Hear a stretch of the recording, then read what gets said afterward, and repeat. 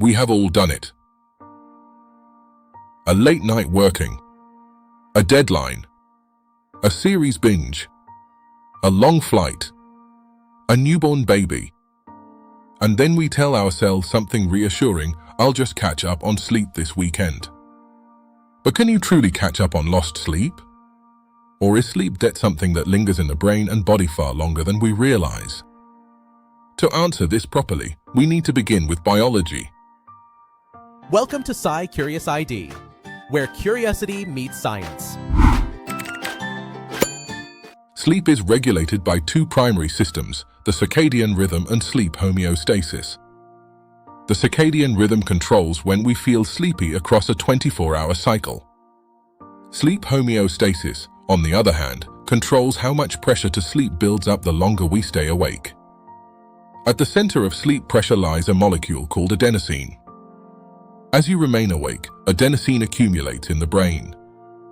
The more it builds up, the heavier your eyelids feel, and the stronger the drive to sleep becomes. This is why caffeine works temporarily. It blocks adenosine receptors. When you finally sleep, especially during deep slow-wave sleep, adenosine levels decrease. That is the biological basis of recovery sleep. So yes, from a strictly short-term neurochemical perspective, recovery is possible. But that is only part of the story. Let us look at controlled sleep restriction studies.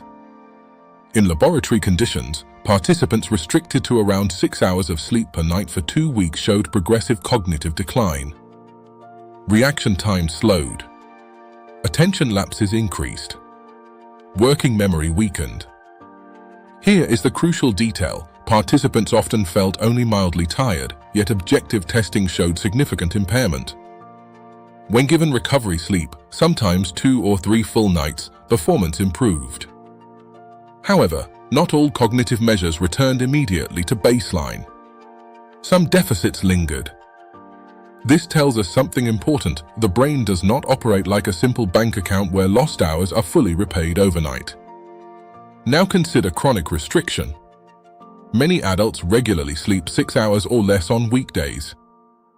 An attempt to repay this deficit with extended weekend sleep. Research shows that weekend recovery sleep does improve subjective alertness. It also triggers what is known as slow-wave rebound. The brain increases deep sleep intensity to prioritize restoration. But repeated cycles of restriction and compensation create instability in circadian alignment. Sleeping very late on weekend shifts internal timing, a phenomenon sometimes referred to as social jet lag. And the effects are not limited to cognition. Sleep deprivation influences metabolic regulation. Studies demonstrate reduced insulin sensitivity after even a few nights of insufficient sleep. Hormones that regulate hunger, leptin and ghrelin, become imbalanced. Cortisol rhythms can shift. Short recovery sleep may partially improve these markers. But repeated oscillations between deprivation and compensation have been associated with long-term metabolic risk patterns. The immune system also reacts to sleep loss. Inflammatory markers increase during deprivation. Some reduction occurs after recovery sleep, but chronic patterns of insufficient sleep are linked to persistent low-grade inflammation. Now, what about the critical role of sleep in memory? During deep sleep, the brain consolidates declarative memories through hippocampal neocortical communication. If sleep is shortened, consolidation processes are disrupted. Recovery sleep can restore some of this function, but learning efficiency during the deprived period cannot be retroactively improved. In simple terms, you cannot strengthen memories that were never properly consolidated. There is also emotional regulation to consider. The amygdala becomes more reactive under sleep deprivation. Functional imaging studies show reduced connectivity between the amygdala and the prefrontal cortex, meaning emotional responses become less regulated.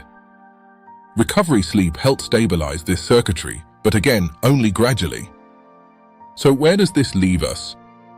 The scientific consensus suggests short-term sleep loss, 1 or 2 nights, can largely be compensated by extended recovery sleep. The brain prioritizes deep sleep and restores neurochemical balance. However, Chronic partial sleep restriction produces cumulative cognitive and metabolic strain. While weekend sleep-ins may reduce immediate fatigue, they do not fully erase physiological consequences. Sleep is not merely about total hours accumulated. It is about consistency. Regular sleep timing stabilizes circadian rhythm, optimizes hormone release, supports metabolic regulation, and protects long-term brain function. In that sense, sleep behaves less like a financial debt and more like physical training. Missing one workout is manageable. Missing workouts consistently, even if you occasionally train intensely, produces different long-term outcomes. So yes, you can partially catch up on lost sleep. But the most protective strategy for brain health is not compensation. It is regularity. And now the question becomes personal. Do you rely on weekend recovery sleep? And if so, have you noticed whether it truly restores your mental sharpness by Monday morning? Thanks for watching SciCuriousID. Until next time.